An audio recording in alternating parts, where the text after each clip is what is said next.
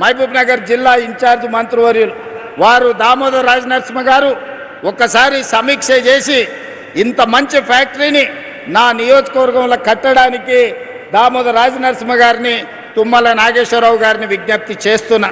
ఇది మంచి లాభసాటి వ్యవసాయం. ఇలాంటి వస్తే ఇలాంటి పరిశ్రమలు వస్తే మన పిల్లలు చదువుకోవడానికి, మన కుటుంబం బాగుపడడానికి, మనం ఒక మంచి ఇల్లు కట్టుకోవడానికి, మనం మంచి కారు కొనుక్కోవడానికి ఎవరి దగ్గరను పోయి చేయి ఆపాల్సిన అవసరం లేదు. ఇవాళ పెద్దలు సుదర్శన్ రెడ్డి గారు ఉన్నారు. మనందరికీ తెలుసు, మనం అంకాపూర్ చికెన్ అని తింటుంటాం అప్పుడప్పుడు. అంకాపూర్ అమెరికాలో లేదు, నిజామాబాద్లో ఉంది అంకాపూర్ అనే ఊరు.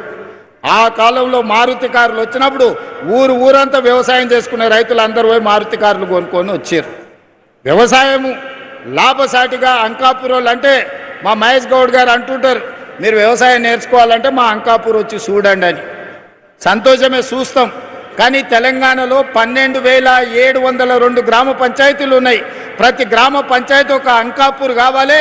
ప్రతి రైతు వ్యవసాయంలో సంపాదించి, వ్యవసాయంలో పంట పండించి కారు కొనుక్కునే స్థాయికి రావాలి. ఆ విధంగా అంకాపూర్ అనే గ్రామాన్ని ఆదర్శంగా తీసుకొని తెలంగాణ రాష్ట్రం 12,728 గ్రామ పంచాయతీలు ఉన్నాయి. అన్ని గ్రామ పంచాయతీలను అంకాపూర్ లాగా తీర్చిదిద్దాల్సిన బాధ్యత ఈ ప్రభుత్వం మీద ఉన్నది. ఆ కార్యక్రమాన్ని మన అందరం కలిసి భుజాలకు ఎత్తుకుందాం.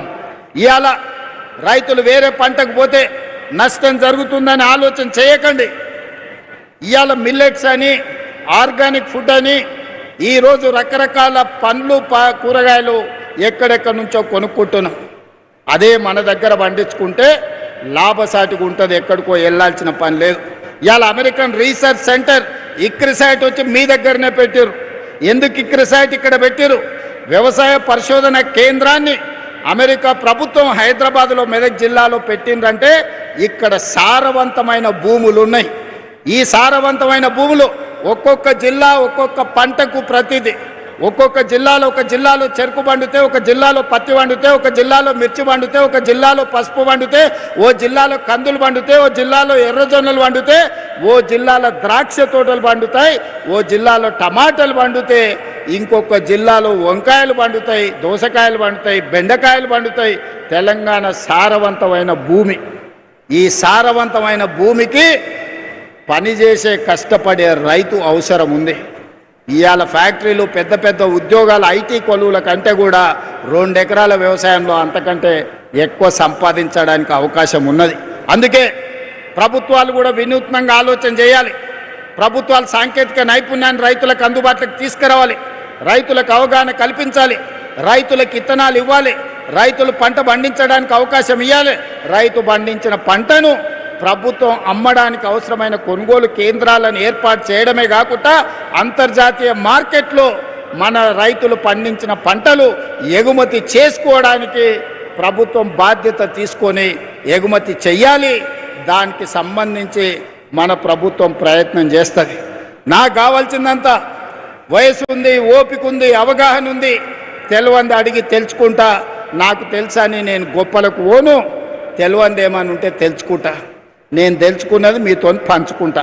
నేను మీతో పంచుకున్నది మీరు పంట పండిస్తే తెలంగాణ అద్భుతమైన తెలంగాణ, బంగారు తెలంగాణ అంటే గిదే బంగారు తెలంగాణ.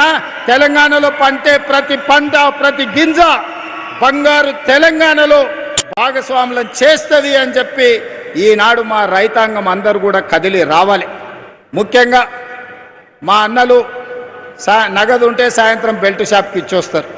కానీ ఆ నగదు మా అక్కల దగ్గర ఉంటే ఇంటికి ఉపయోగపడుతుంది, పిల్లల చదువులకు ఉపయోగపడుతుంది, వ్యవసాయంలో ఎరువులు ఏమైనా కొనుక్కోవడానికి ఉపయోగపడుతుంది. అందుకే ఈనాడు మహిళల ప్రాతిపదికన ఇవాళ రేషన్ కార్డు ఇచ్చిన మహిళలకే, సన్నబియ్యం ఇచ్చిన మహిళలకే, ఇందిరమ్మ ఇల్లు ఇచ్చిన మహిళలకే, ఇందిరమ్మ ఇంట్లో 200 యూనిట్లు ఉచిత కరెంట్ ఇచ్చిన మా ఆడబిడ్డల కళ్ళల్లో వెలుగు చూడాలనేదే.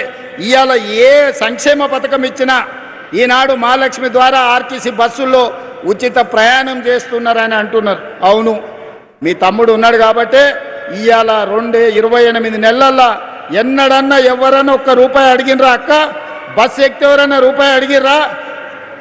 ప్రారంభించినాడు మా ఎమ్మెల్యే అమ్మ అడిగింది, యశస్విని రెడ్డి. మరి పైసలు అడిగితే ఎట్లా అని నేను చెప్పిన ప్రతి ఆడబిడ్డను హ్యాండ్ బ్యాగ్లో మీ సోదరుడి ఫోటో